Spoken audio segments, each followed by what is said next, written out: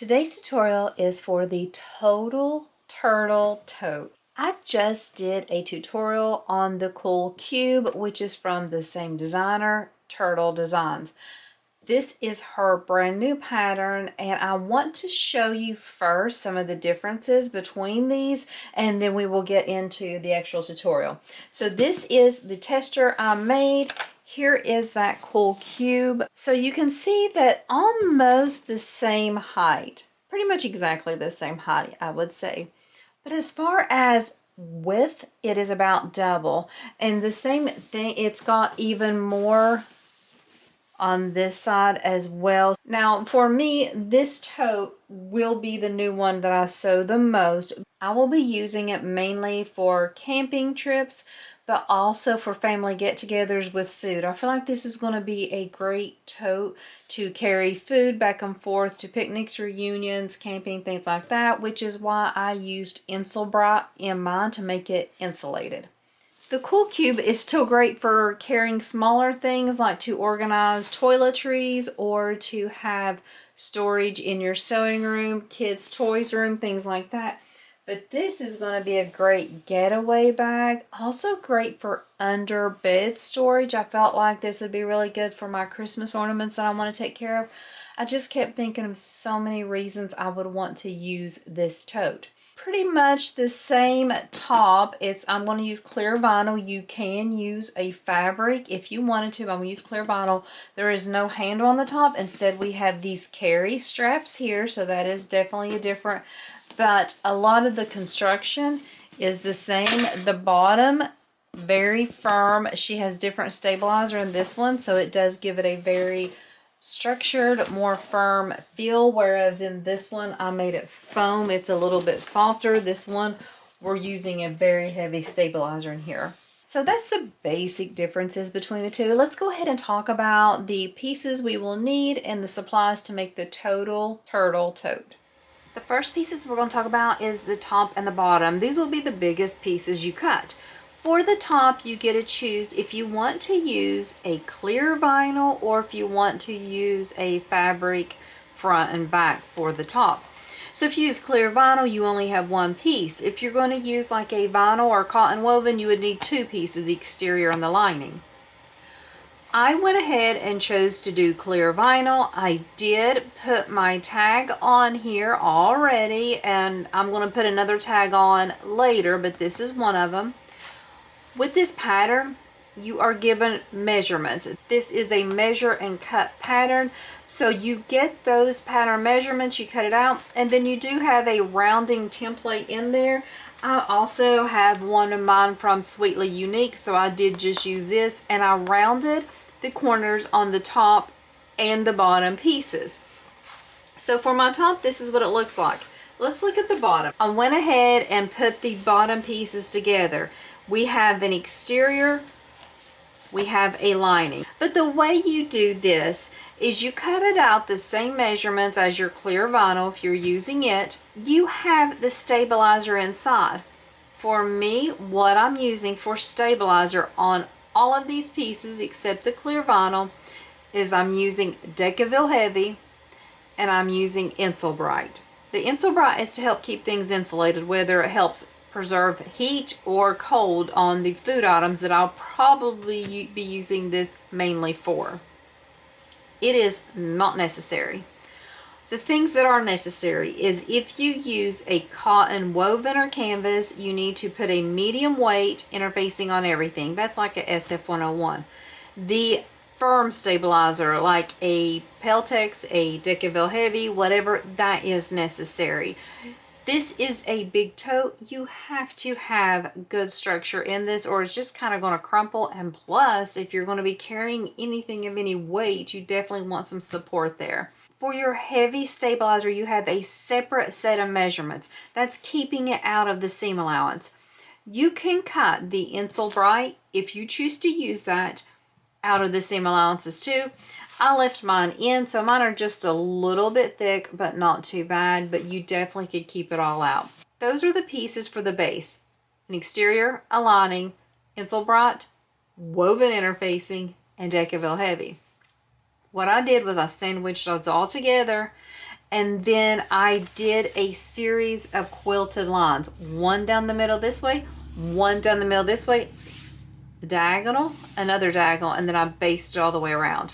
That just gives it a little bit of extra support, a little bit extra stability, and that is the way mine looks. The pattern tells you all of this. I'm not giving you any special tips or hints. This is all written in the pattern. So that is our top and our bottom. Let's set those aside.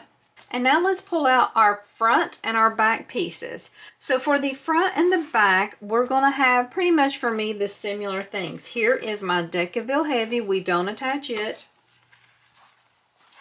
Here is my exterior front. I do have the Insulbright added to it. Here is my lining front, which just has the medium weight. These are different measurements, the front and the back, so make note of that. Don't try to cut them all at once. Here is the Decaville Heavy for the back, and you can see I have things labeled because I know I'd get confused if I didn't. Here is the exterior back, and here is the lining.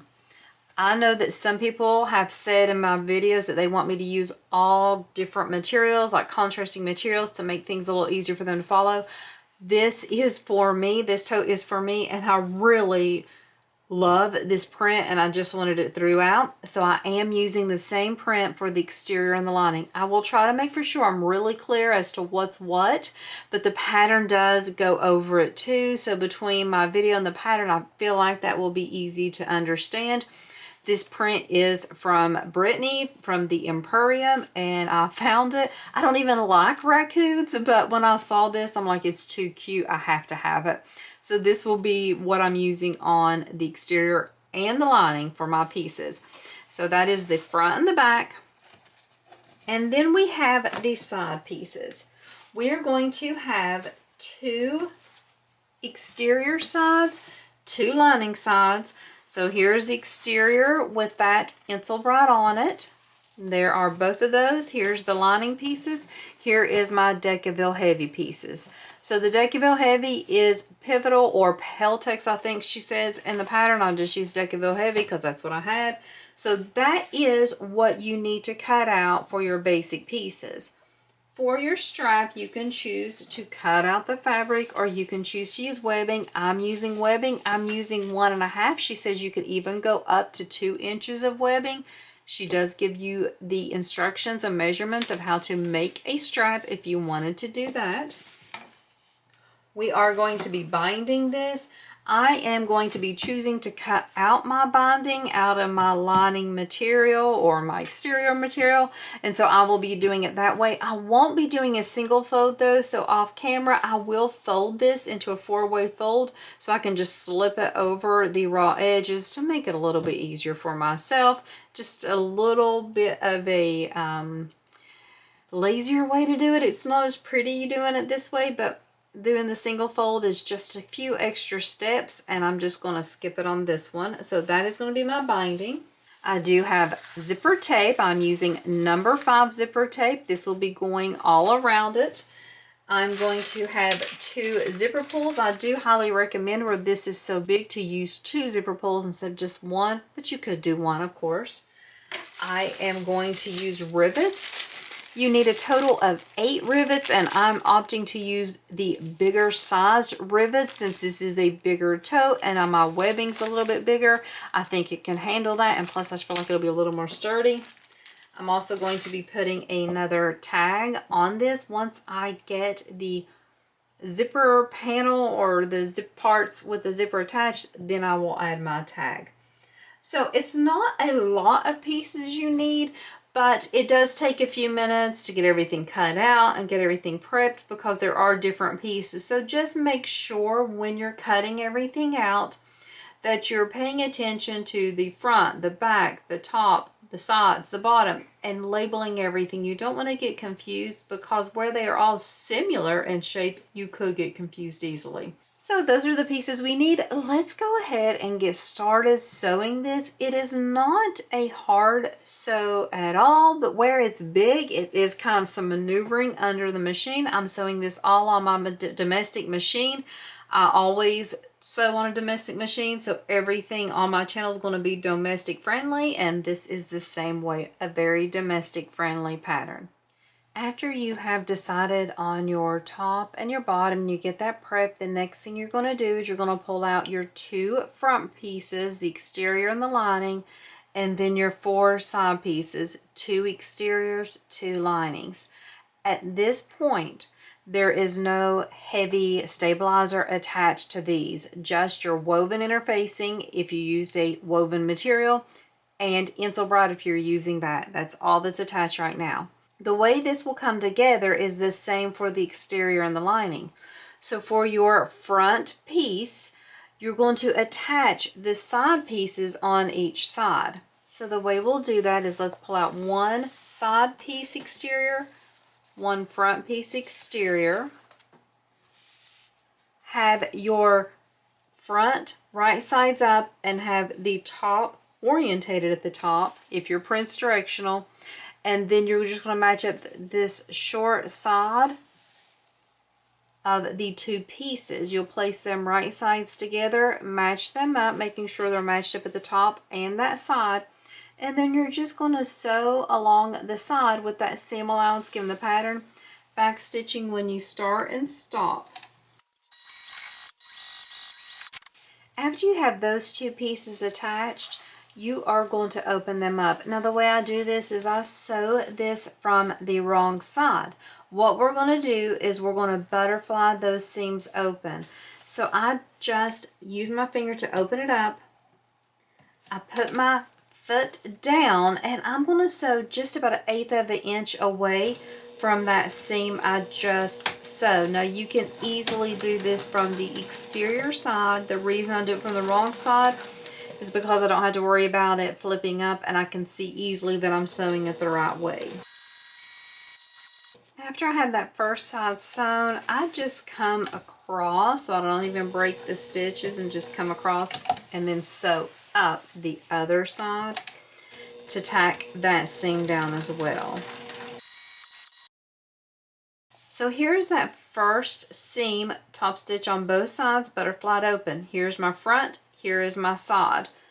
I'm going to come over now on this other side of the front, make sure your front stays in the middle, and attach the other exterior side piece here. Do the same steps, sew it with the seam allowance in the pattern, then butterfly the seam and top stitch down each side.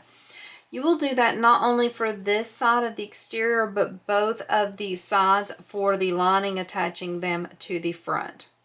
Now we have the exterior and the lining put together, the front in the middle and then the 2 sides attached. I'm going to start by adding the zipper to the lining for these next steps. I'm going to set the exterior part aside, and it is going to be harder to get everything on camera, so I will try my best to show all the steps, but there will have to be some parts that are off camera. So let's have our lining right sides up. Have it, if yours is directional, make sure you're working with the top part. I have the zipper tape cut and I do not have any zipper pulls on it yet. You can have your zipper pulls on. I just don't add them until the end. If you're afraid you will forget them, go ahead and add them now. I'm going to line up my zipper tape with that top raw edge of the lining piece, and I'm just going to baste it in place. So just 1/8 of an inch away all the way across.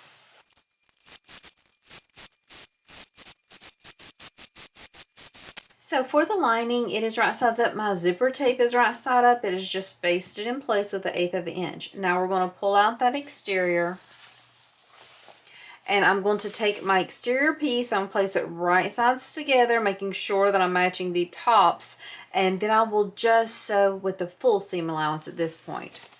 So when I'm matching up the short edges, I'm also going to kind of pay attention to these seams. I want the seams to be able to line up, so whenever we are doing our next steps, it makes it a little bit easier for us.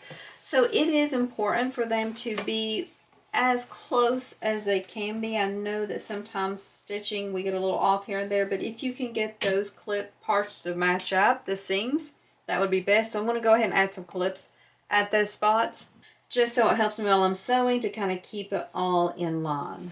So here are those seams. I'm just going to kind of stack those And then that will help me when I'm sewing, just making sure I'm on kind of the right track with everything. Things aren't shifting more than they should be. Okay, now let's take this over to the machine and let's go ahead and sew with the full seam allowance, definitely making sure that you backstitch when you start and stop.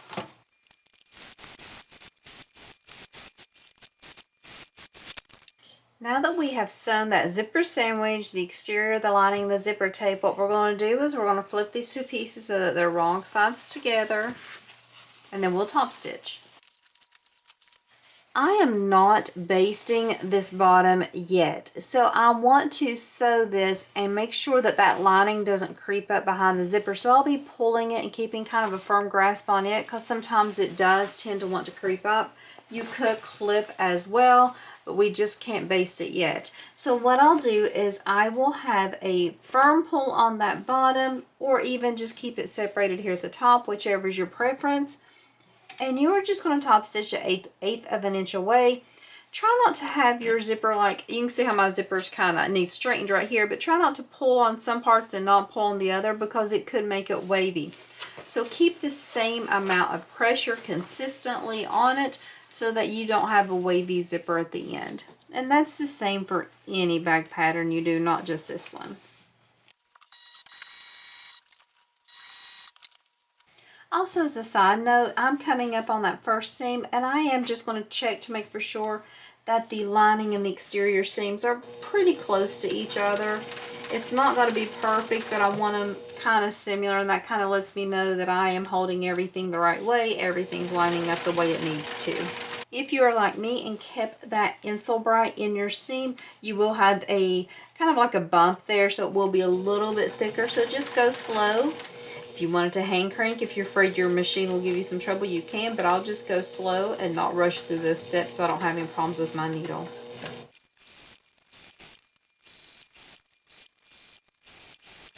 We have everything top stitched on the top. We still have the bottoms open. Now what we want to do is we do want to make sure that those the lining seams are clipped. So go ahead and put a clip there just to kind of match them.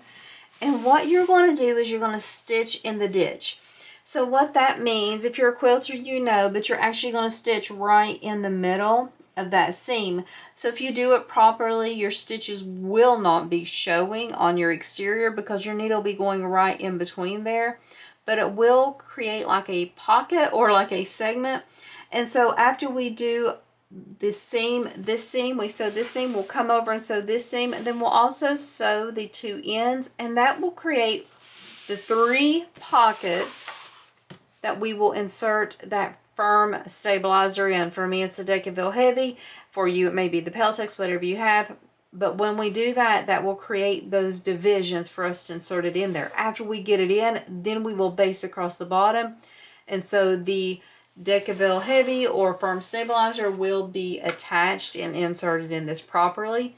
So let's go ahead and do the steps to get that next part done. So there's that first seam done. So the first stitch in the ditch. I want to come over here and show you how I do this end, and then we will insert that stabilizer. Then I'll do the other ones off camera. So this one's just going to be a basting stitch because it will be in the seam allowance at the end and we won't see it. So your first section is a side piece, so pull out your side stabilizer and you will be able to just slip it in on the bottom. With my tester, I had no problems with it fitting. If I cut these pieces properly, it'll slide in there as well. And we're going to slide it all the way to the main top, so it'll be right up against that zipper tape. If yours is not fitting, of course, you'll want to trim it down.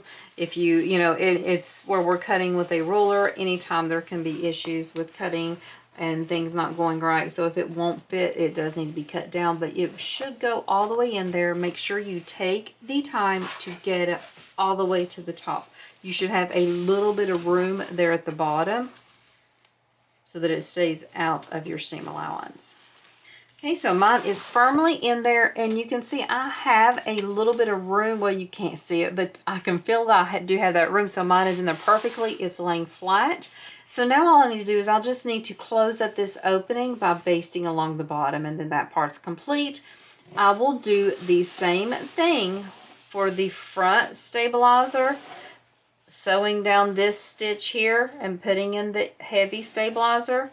Then over here, close up that side, put the side stabilizer here, and that way we will have this piece completely done.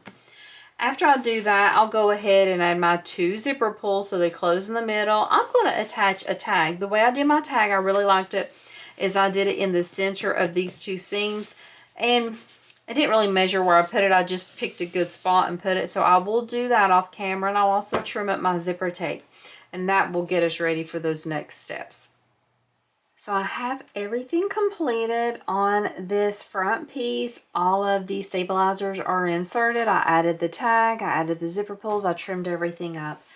Now that we have everything done with this, what we're going to do is we are going to pull out our 2 back pieces, an exterior and a lining. If you are using Insulbright, you should have that attached to your exterior, but the heavy stabilizer should still be a separate piece.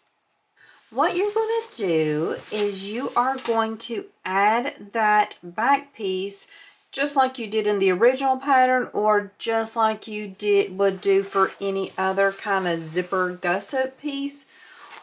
Here is the exterior. This is the exterior of this piece. We are going to place these right sides together, matching up this short edge. You will probably have some overhang on this piece. That is the way the designer has it, so that you can trim it down depending on the width of your zipper. Zippers do come in different widths, and so this is her way to have that kind of a foolproof plan, but you may have some overhang there if you do trim it down. The lining piece, I'm going to pull it out, and I'm going to lift this up and have the lining piece right sides together with the lining. Since this is just a short area, I'm comfortable just sewing this all at once, but if you're uncomfortable, you can baste one at a time to get these attached. So let's just put a few clips in place there. And basically you have exteriors right sides together, linings right sides together. And once we have those in place, what we're going to do is we are just going to sew with that full seam allowance, giving the pattern definitely back stitching when we start and stop. Now that we have those 3 pieces attached, what we're going to do is pull those back pieces wrong sides together. And I want to kind of pull tightly to make sure I have them nice and flat with each other, that the lining's not trying to creep up. And we are simply going to top stitch on the back piece to secure those, have everything going the right way. So we're just going to do 1/8 of an inch away all the way down. So this is the raw unsewn sides of the back. We're going to take this and attach it the same way to the other side of the zipper for the exterior and the lining. So we're going to separate these 2 first. I'm going to pull this all the way down, and I'm going to place my exteriors right sides together. If you have sewn the cool cube, you recognize this technique. This one is easier because this back piece is longer than in the cool cube, so it's not as hard. So here's the 2 exteriors. They are clipped together. I'm just going to fold this up. You don't even have to fold it really tight. Where it's longer piece, it can easily meet, and so it's not a big of a deal. I'm going to go ahead and clip now that lining. We're still just clipping 3 pieces together and having that zipper tape sandwiched in there, just a typical zipper sandwich. It just is a little trickier to get it there. Now that I have those clipped, I'm going to sew again with that seam allowance given in the pattern, back stitching, and then after I do that, I'm going to go ahead and top stitch just this seam that I sewed just like in the original, not doing the top or the bottom yet.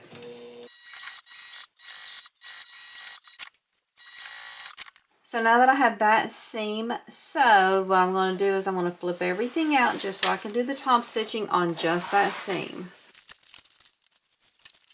So I have it flipped to my exterior. I have just a clip in place to kind of help hold it. I'm going to make sure I'm pulling tight on these two pieces to keep them out of the way. I also going to make sure that I don't sew over the other side of the exterior. It's not hard. You just got to be a little bit aware of what's going on and where your what's under your needle. So just 1/8 of an inch away from that seam we just sewed to get a nice top stitch. Use your fingers, make sure everything's nice and flat. When you're top stitching this, make sure that your lining's not creeping up under your needle. Make sure the other side isn't getting sewn in there, and just pulling everything nice and tight. Now that I have that piece top stitch, we should have a complete opening here for this back. I want to close up one side of the opening. I'm going to close up the top by just basting all along that top edge, and then that will be leaving me with a pocket to add that Decaville Heavy in. After I add it in, then I'll close it up as well.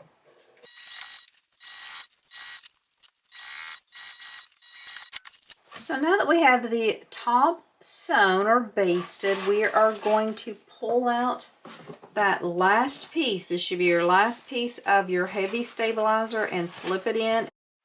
Once you have it in place, go ahead and close up this bottom with a basting stitch, just 1/8 of an inch away. It's a little bulky. It's not hard to sew. It's just a little harder to maneuver where it's big, and now we have some heavy stabilizer in there.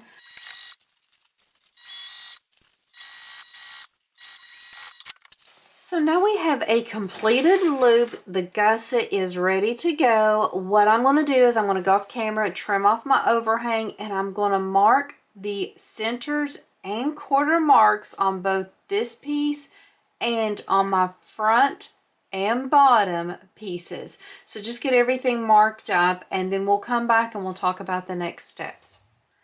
I have my quarter marks made on my gusset or zipper piece. I'm not for sure what she calls that in the pattern, and also my clear vinyl top.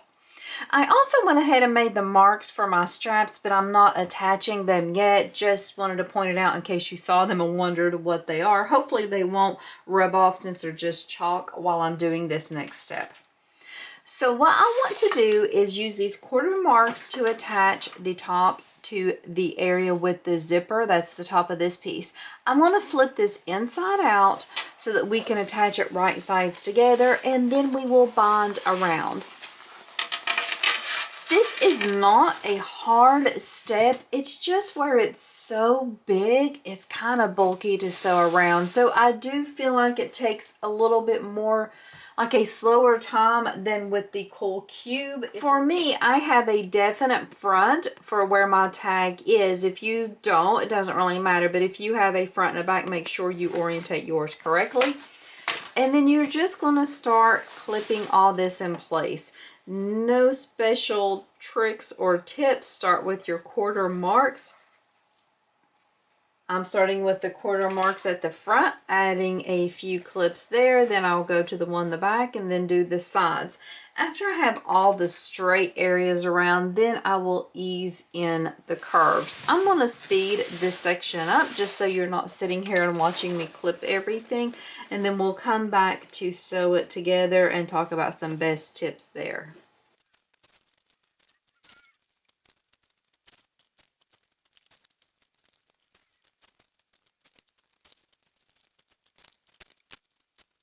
I have everything clipped together. I am looking at my lining. This is my lining. I am looking at the wrong side of the front. It is clipped right sides together with the exterior. What I want to do now is we have a couple choices. How are we sewing this? I am using a TPU. TPU clear vinyl is a slight bit stickier than your PVC. I'm still going to try to sew this with the clear vinyl on the bed of my machine. If I'm having any sticking or any troubles with that, I can flip it over and always sew it like this, because I'm just doing the basting stitch right now. I'm just going to be going around 1/8 of an inch to secure everything.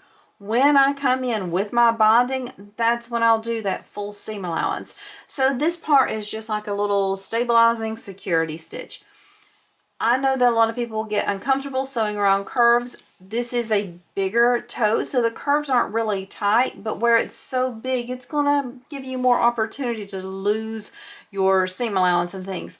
I'm not using staples. Some people do that. I've never done that. If you want to, definitely you could.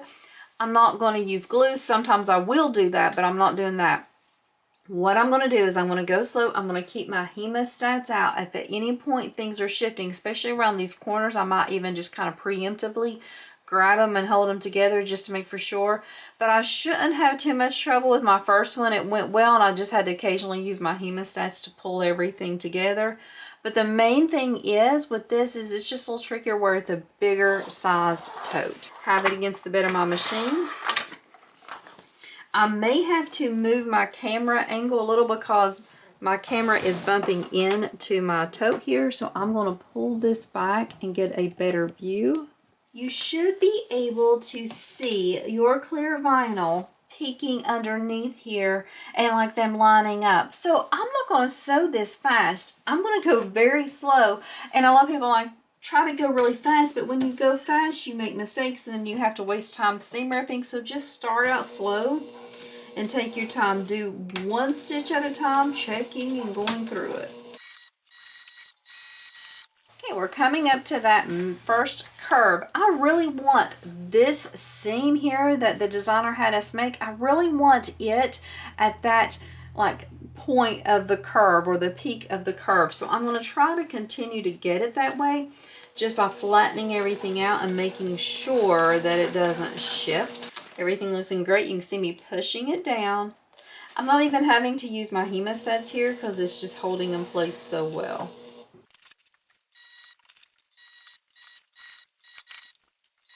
Okay, I'm going to continue sewing around the perimeter of this bag where it's big and I'm going slow. I'm going to not sew it all on camera, but I'll come back and show you my binding, talk about it, and then that'll be our next step. I have the clear vinyl attached all the way around to the top, right sides together. It's time to add the binding. Now I did make my own binding. I wanted this one to be just a little bit smaller because I wanted to make for sure that I didn't catch any of the zipper teeth in the binding. But for the bottom, since I left my Insel Bright in the seam allowance, I wanted a little bit thicker so I had an easier time of sewing it around. I'm going to start the binding on the back. The first thing I'll do is I'll just open the binding and slip it on. Doing it this way is a little bit of a quicker sew because we only do it one time instead of with a single fold you sew around twice. It sometimes doesn't look as best, or at least for me, I feel like I can get a better look with binding if I do the single fold, but today I'm just going to do it this way. With a bigger project like this bigger tote, it's going to take a lot more time than if it's just a small little wallet or pouch that you're sewing around twice. So I'm going to save that little bit of time and just have it just look a little bit, mainly around the curves. I'll see the little bit of bunching there more than anywhere else. Other than that, it'll be fine. I will have to go slow. I will have to check all my seams at the end to make sure I have my binding sewn on properly.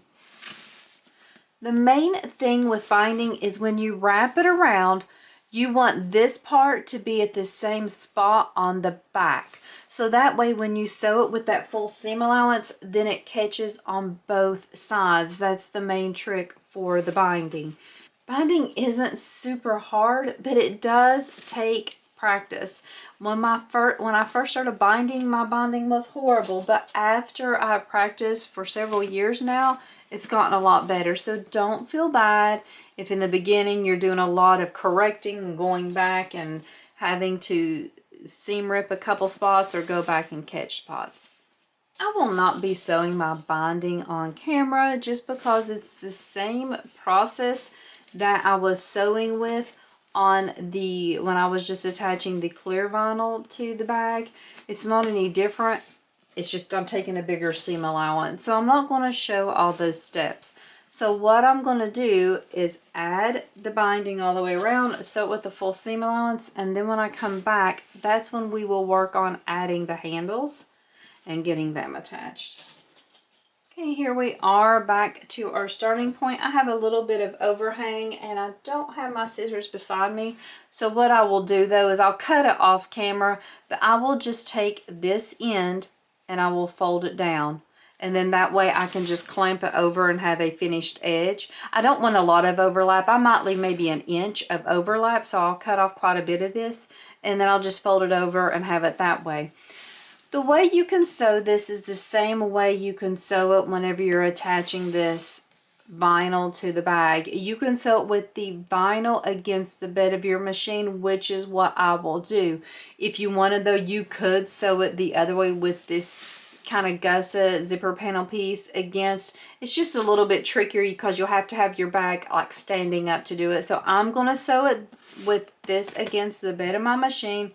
I'm going to go slow. I'm going to make sure I'm watching to make sure I do not get my binding there in too close to the teeth, so that the zipper pull needs to be able to go around. Not just that this isn't on the teeth, just that you have that clearance with your zipper. You can see right here it's a little bit low, so I'll just make sure I don't get any closer than that so that it doesn't get caught in there. And this probably will be easier to sew with it opened. So I'll open this and sew it around that way. I like to put the binding on with it closed, but it'll be an easier sew probably with it open. So that way I can like not have this whole bulk here, just the top part. So I will do that. After I get this sewn, I'll come back and we will start working on the handles. I have the binding attached around the top. It looks great. It can open and close easily, so I'm good with that. This next step is the scariest part for me. It's not hard, but attaching the handles to the bag is something, to a lot of bags is something I struggle with because I'm not a perfectionist, and so I tend to just eyeball things and be like, oh, it looks great, and then it really doesn't look great.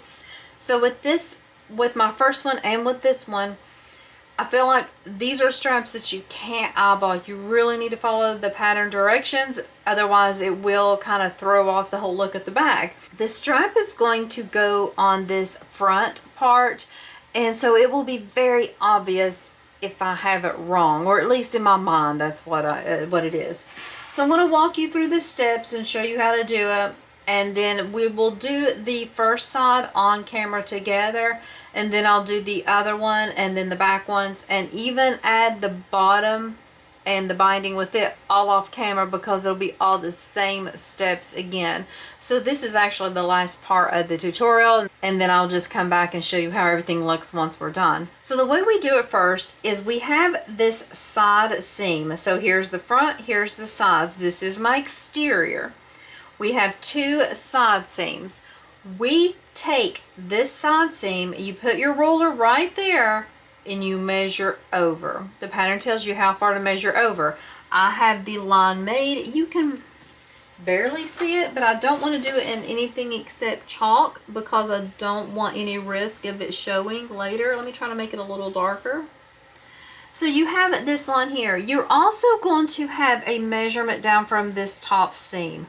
So this seam we just sewed, we measure down from it. This is one reason why we do not put our straps on until after we sew on this top here, just to have that side seam measurement. Another reason is that straps could get in the way. So I'm going to show you how we put the straps on with that measurement. So here is my line. And I'm going to have my strap on the inside of that line. This line that I made from the top, that measurement, is going to be where I stop sewing. So I'm going to sew up, over, and down. I'm going to put the strap so that it's flush with the bottom. I'm going to add some clips. Now the pattern designer tells us to add some double-sided tape. If you've watched my other tutorials, you know I do not like to use double-sided tape. So I will be using glue. I use glue all the time. I love using glue. But you want to make sure you double check, make sure your measurement's correct, make sure you're putting your strapping or your webbing or whatever you're using on the right side of that line, on the inside of it. Because once you put glue down, you can pull it back up, but you have a chance of it leaving residue. If you're using vinyl, it could make some discoloration, whereas if you use double-sided tape, you don't have as big of a risk. Make sure you know that before you use glue. And glue is not necessary. Definitely you could use double-sided tape. You could use pins. Don't have to use anything. I'm using this Beacon 3-in-1. So what I will do is I will put it up to that mark, and I'm going to go ahead and use my chalk to transfer that mark to the right side of the webbing. But I'll just do it a little bit lightly because I don't want to have any trouble with it coming off in the end. I have had times where I've used chalk on something and it's just like been horribly hard to get it to come off, like especially if it's black or something like that. And then what I'll do is I will add a clip or two here at the top just to kind of secure this in place. I really want it to stay straight. I don't want any shifting while I'm sewing. I want this to be a nice, pretty strap because it will be very obvious at the end if I have it wrong. I don't use a lot of glue. I just lift it up and I put some on there. This is not meant to be a permanent fix. This is meant to just kind of secure it so it's not like wobbling around. I'm only going to sew this one on camera. Like I said, I'll sew the rest of them off. When you go to put the other side down, make sure you do not twist that strap.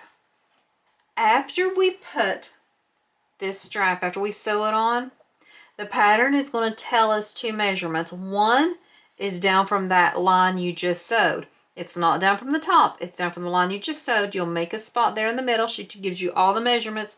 That's going to be our rivet placement. I'm going to use those really fat rivets because I want a really secure hold.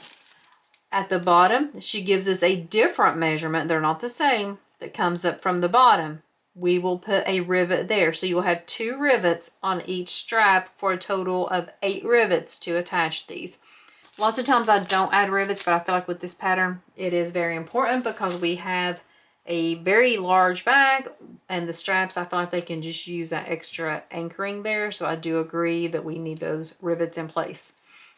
What we're going to have to do is we're going to have to sew this a little bit uniquely. I do have a camera in my way, so you won't have quite as hard a time as I am. But what I'm going to do is I'm going to slip it under my needle, and I'm going to have to keep everything out of the way. I like to anchor across the bottom first, and so that way I can go ahead and remove these clips and have that part out of the way, so I don't have to worry about finding the clips or bumping into them any. So I start the bottom back stitch, and I go to about 1/8 of an inch away on that edge. Pivot, making sure I keep everything out of the way. If I didn't have the glue here, this webbing would be shifting all over the place. It would not be able to stay securely and I would lose my placement. That is why I do highly recommend you use glue, tape, or pins to secure this webbing in place.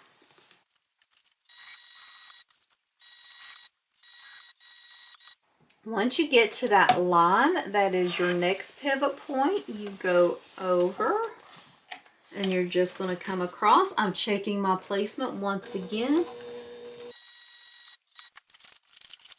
Pivot this last time and come back down. I have one really wonky stitch there. Am I going to pick it out? Oh no, I am not. Will I be frustrated with it from now on? Yes, yes I will. Okay. This is how that first side of the strap, the webbing, whatever you want to call it, looks. I will have to put in a rivet here and a rivet here, so 2 rivets on this. I also have to pull this side down and sew it in place, so I will do that also. Then I will do the same steps to the back.